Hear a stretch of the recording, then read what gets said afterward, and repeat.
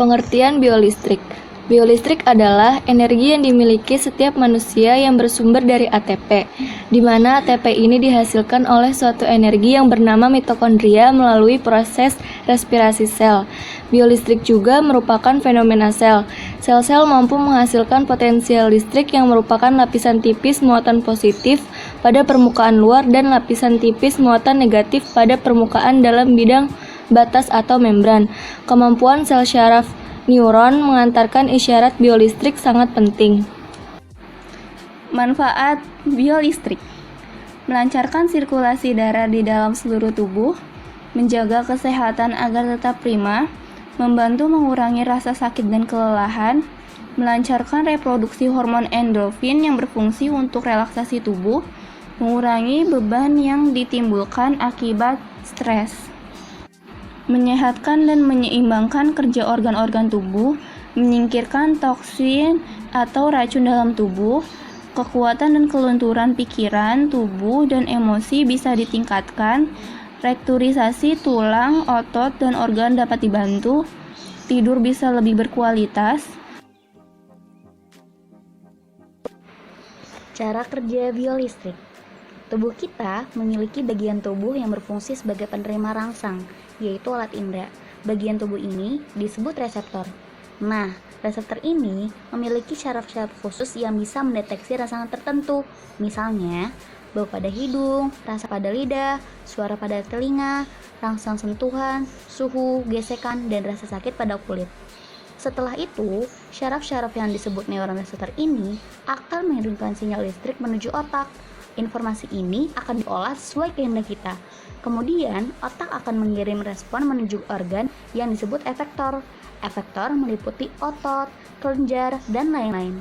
Respon yang dikirim otak ini ada yang dikirim secara otomatis, ada pula yang hanya dikirim bila kita menghendakinya.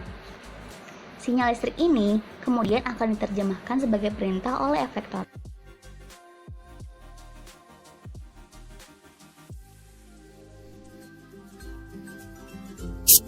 Saat tubuh kita merasa terancam, secara otomatis tubuh kita akan bereaksi walaupun bukan otak yang memerintahkannya. Gerak itu disebut gerak refleks. Tapi bagaimanakah cara kerjanya?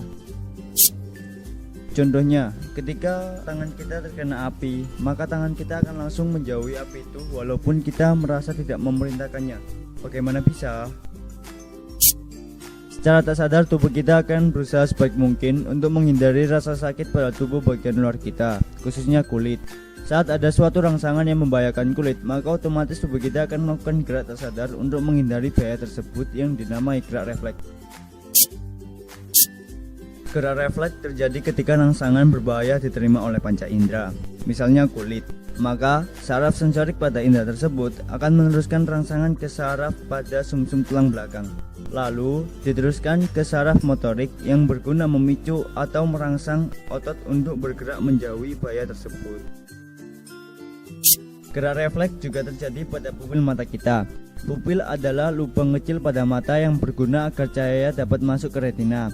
Saat sumber cahaya yang dilihat mata terlalu sedikit alias gelap, maka pupil akan melebar sehingga jumlah cahaya yang dapat masuk ke mata dapat maksimal.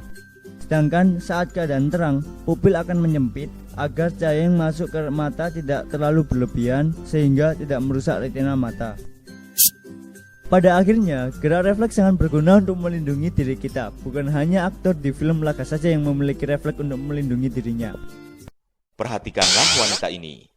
Ketika ia diberi stimulus berupa bunyi klakson sepeda dan melihat ada sepeda yang melaju ke arahnya, maka sel-sel sarafnya menghasilkan respon berupa gerakan menghindar. Dalam respon stimulus, impuls-impuls bergerak menyusuri alur yang spesifik, mulai dari sel saraf sensorik ke sel saraf penghubung, dan berakhir di sel saraf motorik.